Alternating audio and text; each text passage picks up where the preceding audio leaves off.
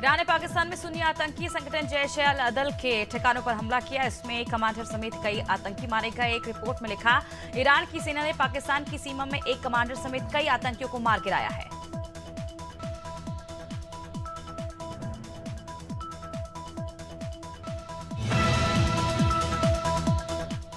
किसान आंदोलन का आज 13वां दिन है। पंजाब के किसान शंभू और खनौरी बॉर्डर पर डटे हुए हैं। उन्होंने दिल्ली कूच का फैसला 29 फरवरी तक टाल दिया है।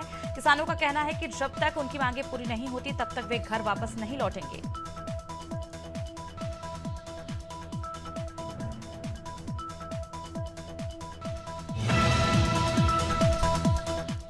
सुल्तानपुर सांसद मेनका गांधी ने बड़ी सौगात दी। उन्होंने रोशनी और सीसीटीवी सिटी की सौगात देते हुए पार्किंग स्थल का शिलापट का अनावरण किया। मेनका गांधी ने कहा कि पूरे शहर में सीसीटीवी कैमरे लगाए जाएंगे। ट्रिपल इंजन की सरकार के एजेंड के मुताबिक नगर पालिका 4 दीवारी और रोड बनाई जाएगी।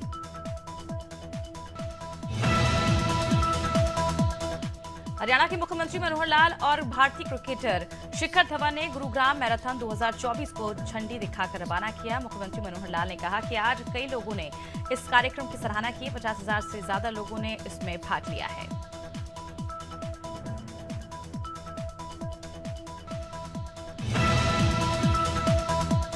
सीएम एकनाथ शिंदे के गुटवाली शिवसेना के बुल्ढाना विधायक संजय गायकवाड़ की मुश्किलें बढ़ गई हैं। वन विभाग ने विधायक संजय गायकवाड़ के बयान दर्ज किए हैं और उनके गले से बरामद बाघ के दांत जैसी वस्तु को डीएनए जांच के लिए भेज दिया गया है।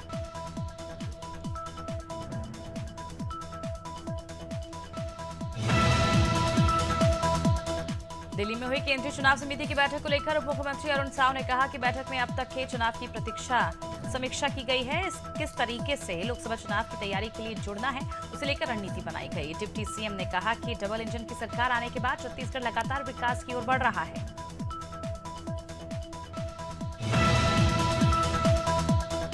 लोकसभा चुनाव से पहले दल बदल का सिलसिला जारी है। कांग्रेस समेत कई दलों के नेता और कार्यकर्ता आए दिन बीजेपी की सदस्यता ले रहे हैं। इसको लेकर मंडला के निवास से कांग्रेस विधायक चैन सिंह वरकड़े का बयान सामने आया। उन्होंने कहा कि जल्द ही बड़े आदमी बनने के चक्कर में लोग कांग्रेस छोड़कर भाजपा में शामिल हो रहे हैं।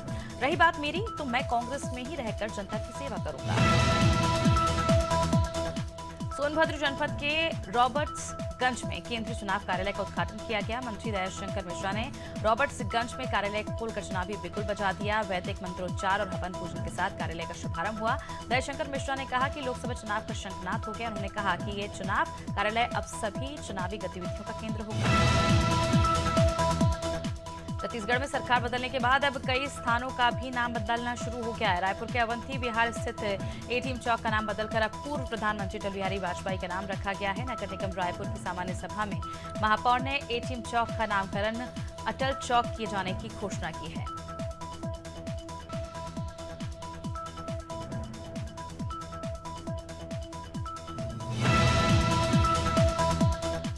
शाहपुरा के पास रमखिरिया गांव के दंपत्ति के साथ अभद्रता और मारपीट के मामले में तूल पकड़ लिया है। आरोप तहसीलदार पर है। वहीं मामले में पुलिस ने आवेदन लेकर मामले की जानकारी अधिकारियों को दे दी है। बता दें कि कई महीनों से राशन कार्ड के लिए पति पत्नी भटक रहे थे और जब पीड़ित की पत्नी शाहपुरा तहसील के पास पहुंची तो वहां शाहपुरा तहसीलदार ने उसकी सुनवाई नहीं की।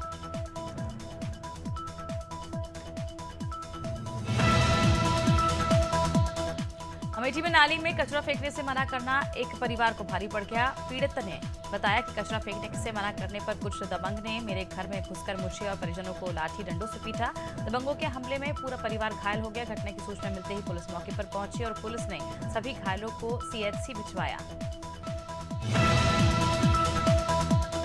मिर्जापुर में पुलिस ने हत्याकांड का खुलासा किया है। पुलिस ने हत्या करने वाले 2 आरोपियों को गिरफ्तार किया है। साथ ही पुलिस ने आरोपियों के कब्जे से आला कत्ल बरामद किया। अल्ट्रासाउंड सेंटर में काम करने वाले व्यक्ति की महज इसलिए हत्या कर दी गई थी क्योंकि वो महिला स्टाफ से बात करता था। मृतक के भाई की शिकायत पर मामला दर्ज किया गया था।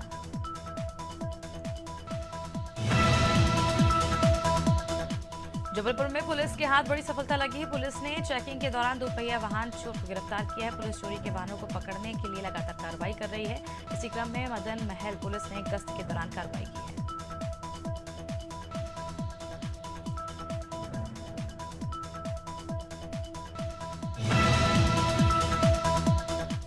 गया में पुलिस ने एटी मशीन काटने की घटना के मामले में 6 आरोपियों को गिरफ्तार किया है। साथ ही पुलिस ने आरोपियों के कब्जे से हथियार, कारतूस, मोबाइल समेत 2 बाइक बरामद की है। सिटी एसपी प्रेरणा कुमार ने वारदात की जानकारी दी। उन्होंने बताया कि 26 जनवरी को डंगरा बाजार में एटी मशीन को काटने की वारदात हुई थी। पुलिस ने सीसीटीवी फुटेज से आरोपियों की पहचान कर गिरफ्तार किया है।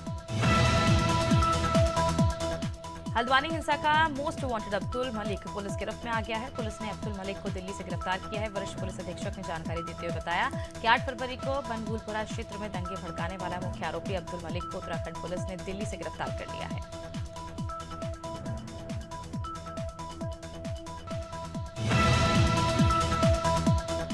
उत्तर प्रदेश के मुख्यमंत्री योगी आदित्यनाथ के काफिले की गाड़ी पलट गई। इस हादसे में 5 पुलिसकर्मी सहित 6 लोग घायल हो गए। सड़क पर पड़े जानवर से टकराने के बाद यह हादसा हुआ। यह हादसा लखनऊ के अर्जुनगंज इलाके में हुआ है। बता दें, सीएम योगी के काफिले में सबसे आगे चलने वाली एंटी डेमो गाड़ी अनियंत्रित होकर पलट गई। अनियंत्रित होकर वो कई वाहनों से जा टकराई। घायल पुलिसकर्मियों को इलाज के लिए अलग अलग अस्पताल में भर्ती कराया। टीकमगढ़ में किसान की करंट लगने से मौत हो गई। घटना ग्राम नगारा की है, जहां खेत पर किसान की करंट लगने से मौत हो गई।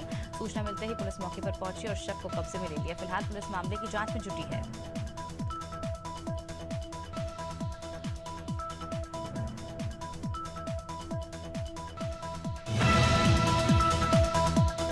कन्नौज में शॉर्ट सर्किट की वजह से एक घर में आग लग गई। आग लगने पर घर में मौजूद लोगों ने भागकर अपनी जान बचाई। सूचना मिलते ही फायर ब्रिगेड की टीम मौके पर पहुंची और आग में काबू पा लिया गया। बता दें कि आग में लाखों की कीमत का सामान जलकर खाक हो गया।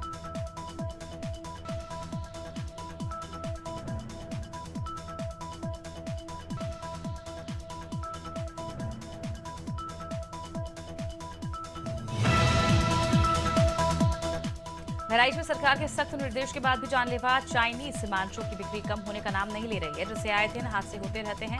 ताजा मामला कोतवाली देहात का है। बाइक सवार के गले में चाइनीज मांझा फंसने से गला कट के डॉक्टर ने बताया कि हथेड़ को खून से लथपथ अवस्था में अस्पताल लाया गया, जिसका इलाज किया जा रहा है।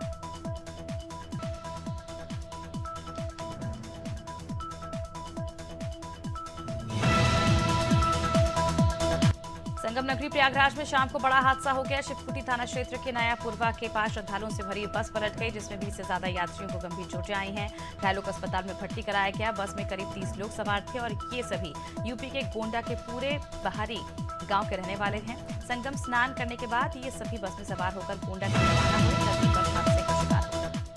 खबर कटनी से, जहां श्री जी ऑयल फैक्ट्री में एसडीएम तहसीलदार खाद्य विभाग की संयुक्त टीम ने दबिश दी। दबिश देते ही फैक्ट्री में हड़कंप मच गया। बता दें कि कार्रवाई के दौरान पता चला कि ऑयल टंकी की कई साल से सफाई नहीं हुई है, न ही फायर सेफ्टी के कोई उपकरण मिले। पुरानी टीन और प्लास्टिक के डिब्बे की सफाई करवाकर ही तेल इनमें भरकर सप्लाई किया जा रहा था। लखनऊ के बख्शी का तालाब में सिंचाई के लिए निकली नहरों पर इन दिनों प्रॉपर्टी डीलरों का कब्जा है। यहाँ पर ज्यादातर नहरों पर प्रॉपर्टी डीलरों ने सड़कों का निर्माण कर लिया है, जिसके चलते किसानों के खेतों तक पानी नहीं पहुंच पा रहा है। वहीं नहर विभाग इन सभी मामलों से अनजान बना हुआ है। नहरों से किसानों की फसलों की सिंचाई की जाती है, लेकिन अधिकारियों की लापरवाही के चलते अब नहर आवागमन का रास्ता बंद रह गई है। उन्नाव में मुख्यमंत्री सामूहिक विवाह योजना में फर्जीवाड़ा करने का मामला सामने आया। बीघापुर में 17 फरवरी को सामूहिक विवाह योजना में 39 जोड़े परिणय सूत्र में बंधे थे, जिसमें कुंभी निवासी नितिन ने शादी होने के बाद भी जगतपुर के देवदत्त की बेटी रेखा से दोबारा शादी कर ली। अब एसडीओ प्रेम प्रकाश मीणा ने मामले में हस्तक्षेप करते हुए मामला दर्ज किया। सहारनपुर में सड़क निर्माण से नाखुश ग्रामीणों ने पीडब्ल्यूडी के खिलाफ प्रदर्शन किया। ग्रामीणों का कहना है कि सड़क निर्माण में घटी सामग्री और अनियमितता बढ़ती जा रही है। वहीं ग्रामीणों ने सड़क निर्माण को लेकर प्रशासन से जांच करने की मांग की है।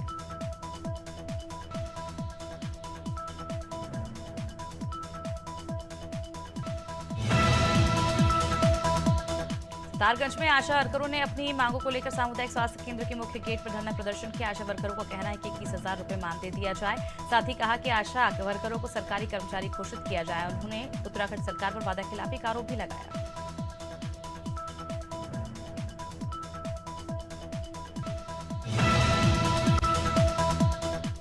केंद्रीय चुनाव समिति की बैठक के बाद उप मुख्यमंत्री अरुण साव ने बड़ा बयान दिया है। शराब घोटाले मामले में एसीबी और ईडब्ल्यूडी की कार्रवाई पर कहा कि ईडी सबूतों के आधार पर अपनी कार्रवाई कर रही है। जिनके खिलाफ भी सबूत मिलेंगे उन पर कार्रवाई की जाएगी।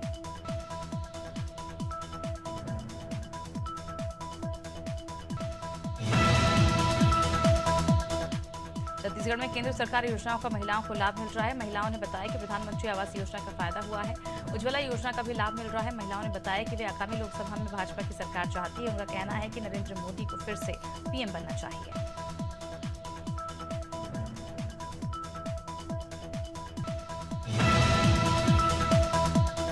केंद्र सरकार की प्रधानमंत्री श्री विश्वकर्मा योजना के तहत महिलाओं को सिलाई सिखाने की ट्रेनिंग दी जा रही है।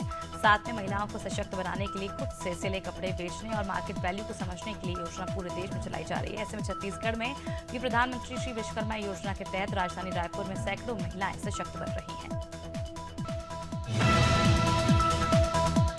छत्तीसगढ़ स्कूल शिक्षा विभाग ने प्रदेश में न्योता भोजन कार्यक्रम की शुरुआत की है। ज्ञान ज्योति प्राथमिक शाला कुडोली नारायणपुर जिले का पहला स्कूल बन गया है, जहां न्योता भोजन कार्यक्रम की शुरुआत हुई। प्रधान अध्यापक देवेंद्र देवांगन की पहल पर गांव के राधे श्याम देवांगन ने विद्यालय में भोजन की व्यवस्था की।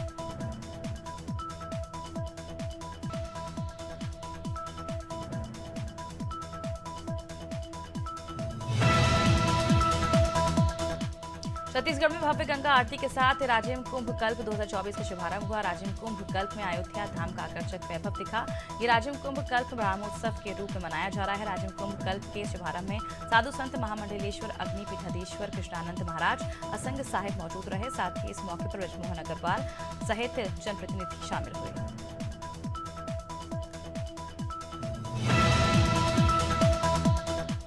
धमतरी के देउरपारा सिहावा में ऐतिहासिक कर्णेश्वर मेला मड़ाई की शुरुआत हो चुकी है। परंपरागत तरीके से 5 दिनों तक चलने वाले इस मेले के पहले दिन अंचल समेत दूर दूर से हजारों श्रद्धालु मौजूद हुए। वहीं इस मेले में माघी पूर्णिमा के दिन बस्तर महाराजा ने भगवान कर्णेश्वर जी के दर्शन किए और लोगों महासमुंद में 3 दिवसीय सिरपुर महोत्सव का शुभारंभ विधायक योगेश्वर राजू सिन्हा ने गंगा आरती कर महोत्सव का शुभारंभ किया। महोत्सव में पहली बार गंगा आरती का आयोजन किया गया। वहीं 3 दिवसीय सिरपुर महोत्सव में स्थानीय कलाकारों को भी मौका देना। बता दें कि श्रद्धालुओं की आस्था को देखते हुए जिला प्रशासन के जरिए पहली बार स्नान के लिए कुंड भी बनाया गया। गोवर्धन में सप्तकोशी परिक्रमा लगाने के लिए कानपुर देहात से एक बुजुर्ग व्यक्ति अपने परिवार के साथ आया हुआ था, जो कि परिक्रमा में भीड़ होने के कारण अपने परिवार से बिछड़ गया। वहीं किसी अन्य श्रद्धालु ने उसे थाना गोवर्धन बताया, जिसके बाद पुलिस ने वृद्ध व्यक्ति को उसके परिवार वालों से मिलवाया।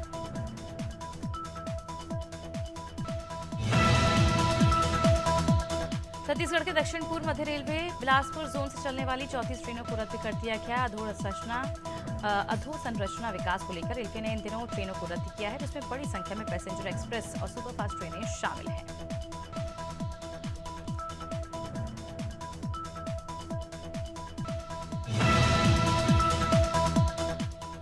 एडटेक कंपनी बायजूस के फाउंडर के सीईओ रविंद्रन बायजू ने कहा कि उन्हें अपनी कंपनी से बाहर करने की बात अफवाह और गलत है।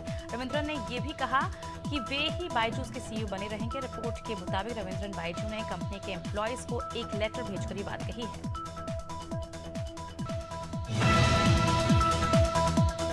देश में पहली बार एमएसएमई सेक्टर का डिफेंस एक्सपो महाराष्ट्र के पुणे में शुरू हो गया है। इसमें भारतीय सशस्त्र बलों के लिए डेवलप किए जा रहे स्पेशल प्रोडक्ट्स को प्रदर्शित किया गया। इसमें second generation wheeled armoured platform जैसे एडवांस्ड वेपन शोकेस किए गए हैं। भारत रांची टेस्ट में इंग्लैंड के खिलाफ स्ट्रगल कर रहा है। दूसरे दिन टीम ने 219 रन पर 7 विकेट गंवा दिए, जबकि इंग्लैंड ने पहली पारी में 353 रन बना डाले। रांची की स्पिन फ्रेंडली पिच पर टीम इंडिया के स्ट्रगल का कारण अनुभवी ऑफ स्पिनर रविचंद्रन अश्विन का फ्लॉप रहना रहा। इंग्लैंड के अनुभवी स्पिनर जैक लीच को बाएं घुटने की सर्जरी करानी पड़ेगी। वे भारत इंग्लैंड दूसरे टेस्ट के दौरान चोटिल हो गए थे और इसी चोट के कारण भारत के खिलाफ 5 मैचों की टेस्ट सीरीज से बाहर भी हो गए हैं।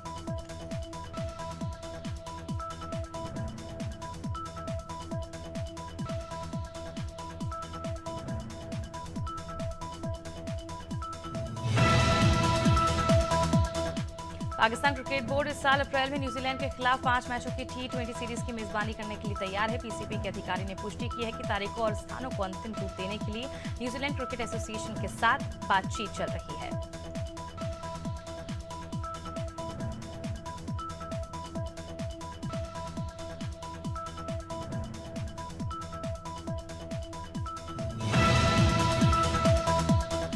रॉयल चैलेंजर्स बेंगलुरु ने विमेंस प्रीमियर लीग के सीजन 2 में अपना पहला मैच जीत लिया है। टीम ने यूपी वॉरियर्स को रोमांचक मुकाबले में 2 रन से हराया। बता दें कि बेंगलुरु के एम चिन्नास्वामी स्टेडियम में मेजबान टीम ने टॉस हारकर पहले बल्लेबाजी की और 20 ओवर में 6 विकेट पर 157 रन का स्कोर खड़ा किया। वहीं यूपी वॉरियर्स ने 5 ओवर में 7 विकेट पर विवादों में चल रही रेसलिंग फेडरेशन ऑफ इंडिया ने भारतीय टीम के नेशनल ट्रायल बुलाए हैं। 10 और 11 मार्च को होने जा रहे ट्रायल एशियन चैंपियनशिप के लिए भारतीय टीम को बुलाया गया है। साथ ही ओलंपिक क्वालिफायर के लिए भारतीय टीम के चयन के लिए बुलाए गए हैं।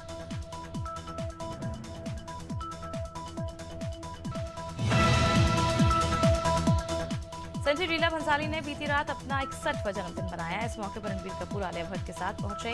रानी मुखर्जी भी स्ट्राइप्ड शर्ट और जीन्स पहने हुई थी। वहीं विक्की कौशल भी ऑलिव ग्रीन टी शर्ट में नजर आए।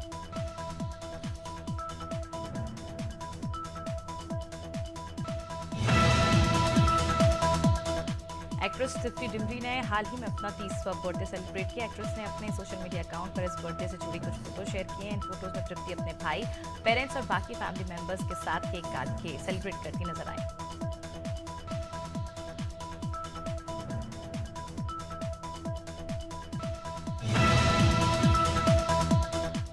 आर पादवन की अगली फिल्म शैतान है। इस फिल्म में वो नेगेटिव रोल में नजर आएंगे। हाल ही में इस फिल्म के ट्रेलर लॉन्च इवेंट पर माधवन ने बताया कि शैतान का ट्रेलर देखने के बाद उनकी वाइफ तक ने उनसे दूरी बना ली है।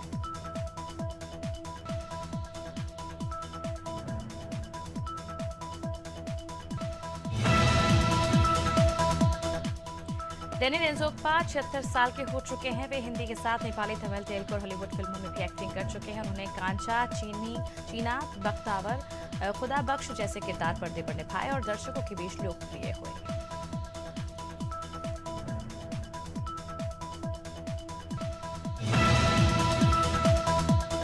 भोपाल, जबलपुर समेत आधे मध्य प्रदेश में आज से अगले 3 दिन तक ओले बारिश का अलर्ट है। रीवा समेत 4 संभाग के जिले भी भीगेंगे। दूसरी ओर इंदौर समेत 3 जिलों में मौसम साफ रहेगा। हालांकि दिन के टेम्परेचर में गिरावट देखी जा सकती है।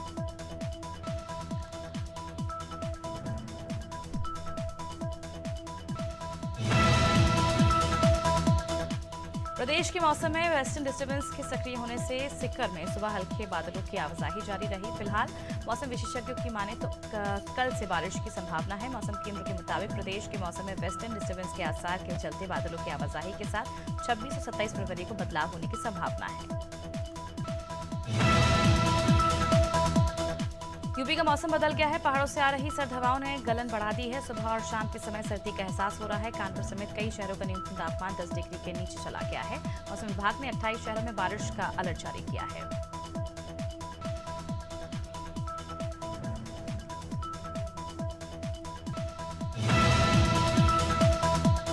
छत्तीसगढ़ में मौसम का मिजाज फिर बदला है। शनिवार रात से ही रायपुर में ठंडी हवाएं चल रही हैं। जिलों में बारिश के आसार हैं। मौसम विभाग ने 3 दिन के लिए येलो अलर्ट भी जारी किया है। मौसम विज्ञान केंद्र के मुताबिक प्रदेश में अगले 48 घंटों में दिन और रात में तापमान में हल्की बढ़ोतरी के आसार हैं।